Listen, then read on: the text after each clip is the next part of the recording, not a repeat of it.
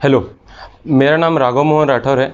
मैं medical student network Chhattisgarh का convener हूँ। मैं आज आपको बताने आया हूँ कि एनएमसी बिल क्या है, नेक्स्ट क्या है और आपको इसके अगेंस्ट क्यों बोलना चाहिए, या आपके लिए कैसे इफ़ेक्ट करता है और भी बहुत कुछ। तो एनएमसी बिल 2017 में सेंट्रल गवर्नमेंट के थ्रू लाया गया था कि एमसीआई में जितने भी गड़बड़ी को ख़त्म करने के लिए और एक कॉमन पीजी एग्ज़ाम के लिए ब्रिज कोर्स वगैरह और बहुत सारी चीज़ें थी, बहुत सारे क्लॉज थे उसमें। लेकिन जैसे ही पता चला कि ब्रिज कोर्स है, बहुत सारे मेडिकल स्टूडेंट ने, आईएमए ने और बहुत सारे मेडिकल ऑर्गेनाइजेशंस ने उसके अगेंस्ट रैलियाँ निकाली, उसके अगेंस्ट प्रोटेस्ट किया। तो ब्रिज कोर्स सेंट्रल से हटा करके उसको स्टेट्स पे कर दिया गया। ये इतना हुआ, लेकिन फिर भी हमारे पास अभी एग्जिट एग्ज़ाम बचे हुए हैं। तो एग्जिट एग्ज़ाम एक्चुअली है क्या? जब आप 4 साल कंप्लीट कर लेंगे अपना कोर्स, उसके बाद भी आपको देने पड़ेंगे 2 एग्ज़ाम। पहला एग्ज़ाम पीजी में सीट देगा, जिसे एग्जिट एग्ज़ाम 1 बोला जाएगा, और दूसरा एग्ज़ाम आपको देगा फील्ड में प्रैक्टिस करने का लाइसेंस।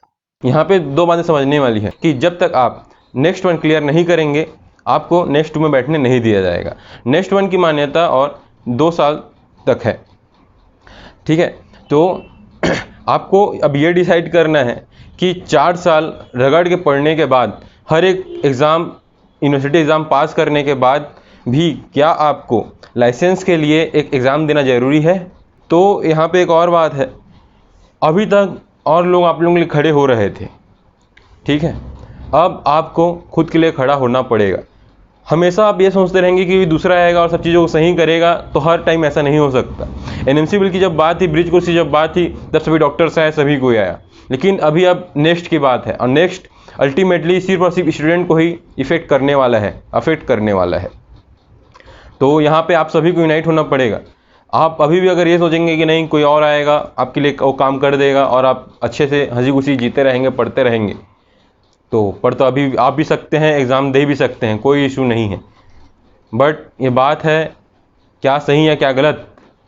जब आप एमबीबीएस के लिए एडमिशन ले रहे हैं तब आपको नहीं बताया गया था कि ऐसा कुछ नेक्स्ट एग्ज़ाम जैसे कुछ होगा। तो इस तरह का निर्णय इस टाइम पे लेना एक हिसाब सही नहीं है। अगर नेक्स्ट आना भी था तो जिन लोग नीट यूजी दिला रहे हैं उनसे वो शुरू होना था, ताकि बच्चे, स्टूडेंट्स ये डिसाइड कर पाते हैं कि उनको एमबीबीएस करना है कि नहीं। नेक्स्ट की पूरी प्रक्रिया सामने नहीं रखी गई है कि एग्ज़ाम कैसे होना है, मल्टीपल चॉइस होना है कि थ्योरी बेस्ड होना है कि प्रैक्टिकल बेस्ड होना है।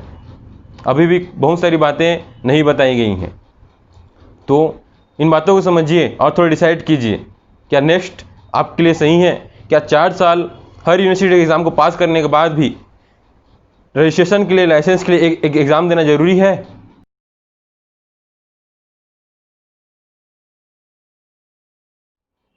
तो नेक्स्ट से जनरल पब्लिक को क्या घाटा है? नेक्स्ट से जनरल पब्लिक को ये घाटा है कि जो भी स्टूडेंट एमबीबीएस करने आने वाले हैं उनके लिए और एग्ज़ाम बढ़ गए हैं।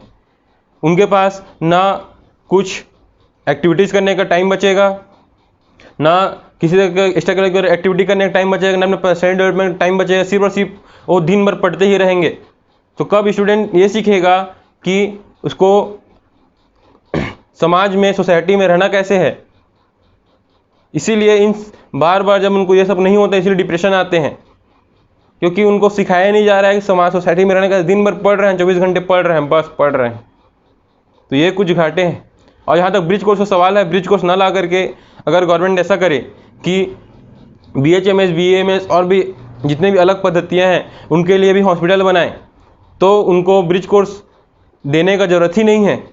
उनकी भी पढ़ाई बहुत इम्पॉर्टेंट है, बहुत अच्छी होती है, लेकिन उनका और हमारा थोड़ा डिफरेंस होता है। उनको ब्रिज कोर्स के थ्रू एलोपैथिक में नहीं देना चाहिए। उनके लिए भी हॉस्पिटल बनानी चाहिए, उनको भी जॉब्स देने चाहिए, ताकि लोगों तक उनके भी सेवाएं डायरेक्टली पहुंच सके।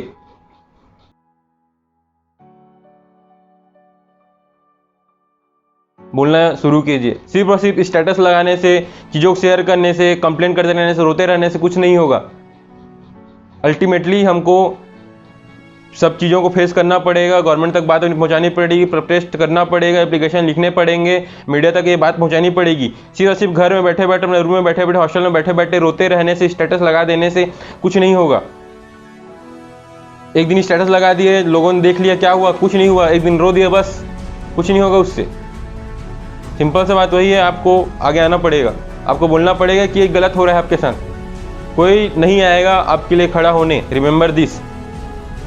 लोगों ने किया है, प्रोटेस्ट वगैरह किया है सब के सब ने, लेकिन हर बार बार बार आपकी दिक्कतों के लिए कोई दूसरा क्यों आएगा? उसने आपका ठेका तो लेके नहीं रखा है ना किसी भी चीज़ का। अगर आपको ऐसा लगता है कि गवर्नमेंट में बहुत सारे इंटेलेक्चुअल लोग बैठे हैं, सब लोग बैठे हैं, तो ये चीज़ बता दूं, इंटेलेक्चुअल होने का मतलब ये नहीं है कि उनके लिए सब डिसीजन सही हो, ठीक है?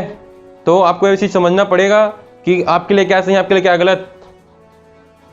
थोड़ा समझिए, थोड़ा विचार कीजिए, और सिर्फ स्टेटस में रोते मत रहिए, अपने स्टोरीज में, इंस्टाग्राम स्टोरी में रोते मत रहिए, अपने फेसबुक स्टोरी में रोते मत रहिए। कुछ करिए, अपना योगदान दीजिए।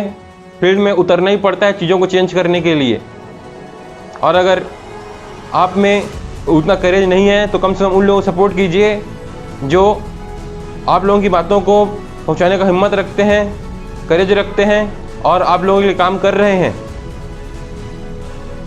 सपोर्ट हर तरीके से होता है, वर्बल सपोर्ट, मोरल सपोर्ट, बातों को शेयर करके, उनके एजेंडाज में साइन करके, और बहुत कुछ। अगर आप 17 बैच के हैं, 18 बैच के हैं, 19 बैच के हैं, आपके ऊपर नेक्स्ट आएगा ही आएगा। श्योर है कि आपको नेक्स्ट देना ही पड़ेगा अगर नेक्स्ट एक बार आ गया तो। इसलिए अभी भी टाइम है, यूनाइट होइए और गवर्नमेंट तक अपनी फील्ड में उतर कर बात को पहुंचाइए, तब चेंजेस होंगे। रूम में बैठे रहने से, घर में बैठे रहने से, रोते रहने से कुछ नहीं होगा, ठीक है? सोचिएगा, एक्ट कीजिएगा, क्योंकि एक के करने से फ़र्क नहीं पड़ता। अगर हम सब करेंगे तो सिस्टम ज़रूर चेंज होगा।